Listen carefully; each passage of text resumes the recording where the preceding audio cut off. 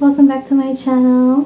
Come and join me as I decorate and clean my living space. I said decor because we will be decorating for Christmas.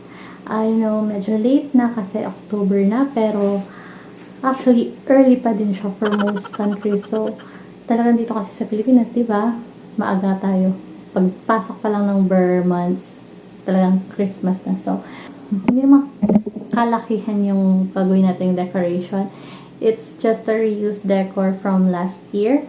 Kasi hindi ko din siya masyado na-enjoy last year kasi late na rin ko siya. It's like 1 week before Christmas ko siya na-set up kasi 1 week before Christmas din siya dumating. So, anyway, ano lang naman siya, isang maliit na Christmas tree, tapos konti lang yung ornaments niya, hindi ganun karamihan kasi ayoko rin na masyadong magarbo yung ornaments and yung Christmas lights. So, our plan for today is to put it right here on top of my oven. Originally, I'm thinking of putting it here, dito sa ibabaw ng aking ref, but then I decided not to do it kasi medyo traffic flow kasi dito yung sa ibabaw ng ref. So, dito ko na lang siya ilalagay. I'm thinking of removing this table. Maybe I'll put it there beside the ref. Then, etong stand is i-face ko siya dito. Paslant na lang siya. Yung pwestuhan niya para nakaharap dito. Para since madilim dito sa corner na to, okay na okay yung Christmas light din na ilalagay natin sa Christmas tree para lumiwanag siya. Pero, iniisip ko na gusto kasi yung Christmas lights is mag-run dito hanggang dito sa hanging pictures ko. So, we'll do something about the Christmas light as well. Then after that, we'll also be tackling this sofa. Please don't mind yung bag ng laundry. Ayusin ko pa din yan. Papalitan na natin siya ng cover and everything since medyo madali na rin siya. Kailangan namin pa-laundry. Then, di ba? Para ang dami kong gagawin na.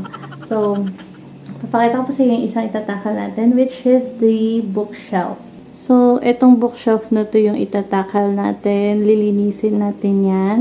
And if i-free up natin yung ibang space niya kasi I'm planning of bringing some of my books from Cavite, dun sa bahay namin sa Cavite. Dadalhin ko dito yung ibang books ko. So, kailangan may space for that here. So, yun. Kailangan natin i-free up yung ibang space. So, I'm thinking of removing this mga lagay ng shoes and I'll put it somewhere else. So, that's our plan for today. And just sit back there and relax while you watch me do my cleaning and decorating. More or less, you'll be on time-lapse na lang instead. Kasi syempre, matagal na masyado yan. Ilang oras yan. So, i-explain lang natin yung video na to para sa inyo, para hindi kayo mainip.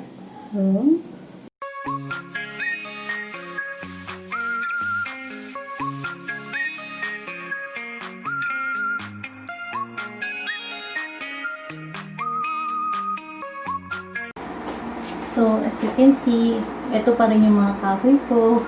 And, hindi ko pa rin natatakal yung gagawin ko dapat na bench.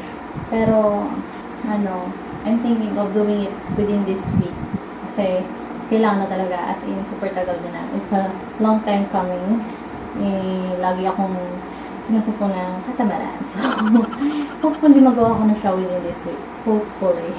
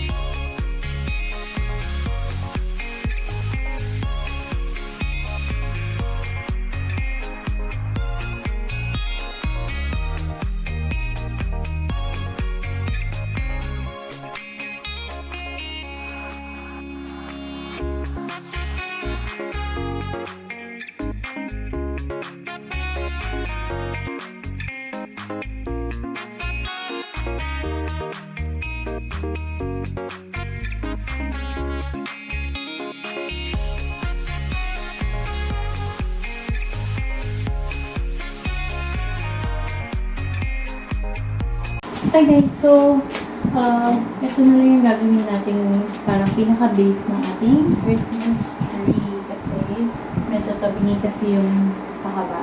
So, yun na lang yung gagamitin natin. Anyway, ito yung aking Christmas tree. Ito ko sa inyo. Ang itsura niya. Ito siya. Kasi maliit lang talaga siya. So, tinago ko siyang maigi para hindi maalikabukan. So, alam mo na, isang taon din siya. Hindi naman isang taon. 10 months din siya nasa box. More or less. 9 months. Ganun. So, next time, para ilabas na natin siya at mapahanginan. Gusto ko siya kasi, parang yung natural na, dahon ng pine tree. So, yan. I think I bought it for 100 ata, 100 pesos. So, anyway, I'll try to find yung link, yung kung saan ko siya nabili. In-order ko siya sa Shopee. Of course, Shopee. Along with yung Christmas balls, tsaka yung Christmas light na binili ko rin for this. So, I'll try to find all the links kasi last December ko siya in-order. So, we'll see kung mahanap ko pa yung link niya. Anyway, if ever I'll find it, I'll put it in the description box below. So, yan. Hanapin natin yung stand niya. So, ito na siya. I think it's about 2 feet tall ang Christmas tree. So, dito lang siya. While yung stand naman, hanggang ganyan ko lang talaga siya pwedeng i-slant. Hindi na pwede kasi masyadong masikip. Okay. Hindi ko lang kapag gagawin ko dito. Dahil masyadong masikip siya. So, I'll put you again on time-lapse para maano nyo. Makita nyo kung paano ko siya i-decorate.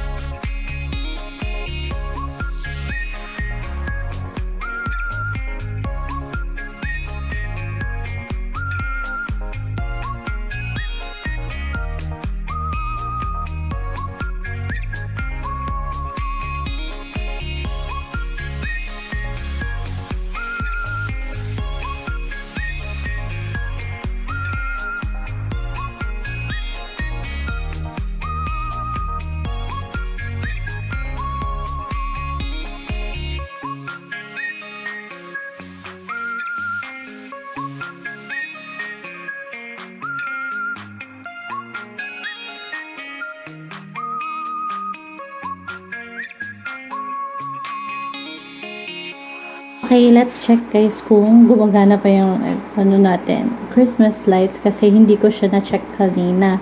So, check na natin. Hopefully, gumana siya. Perfect! Pero ayoko na nag-twinkle window. Hindi na mamatay. Yung kayo na mamatay. There. Ganyan lang siya. So, I think mas okay siya kung namamatay siya. So, nabuli pa natin mga balls. Hindi siya magulog. Oh no! Kaya naman ito siya isipet para hindi malaglag. Hindi ko mag-blink. Steady lang.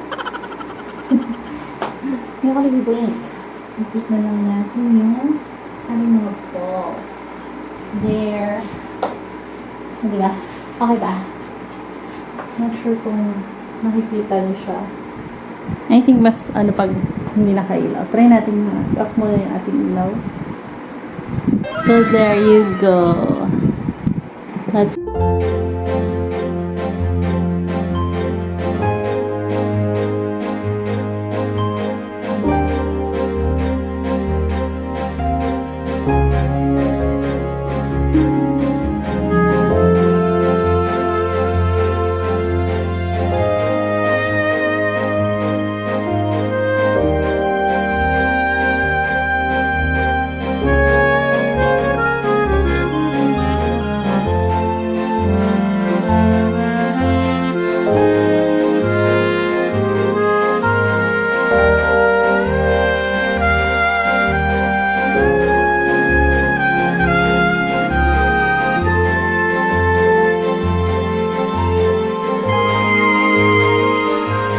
din siya.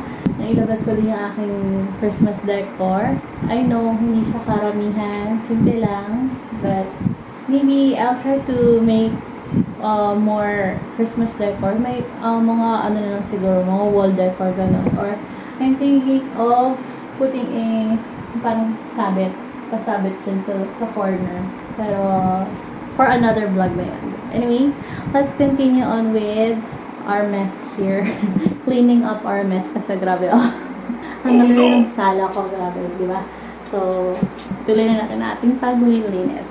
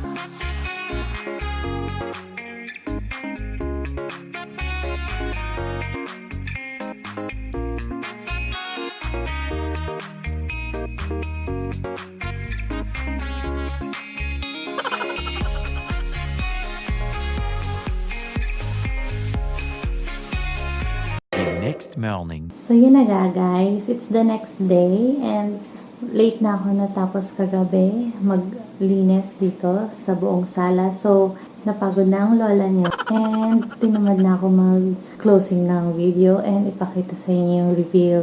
Anyway, eto na yun.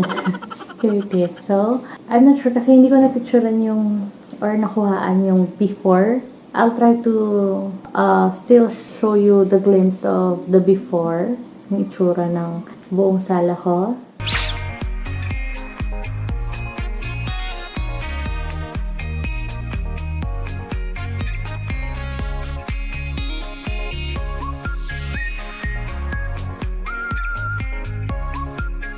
Then, here's the after.